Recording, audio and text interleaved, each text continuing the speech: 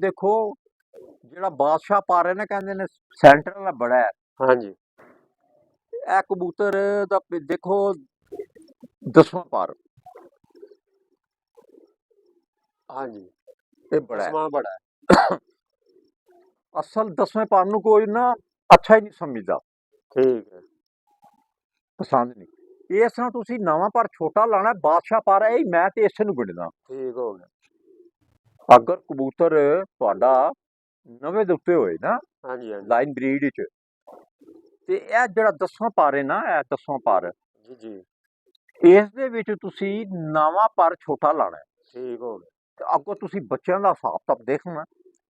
ये जो इसकी जो है ना, इसका दायरा,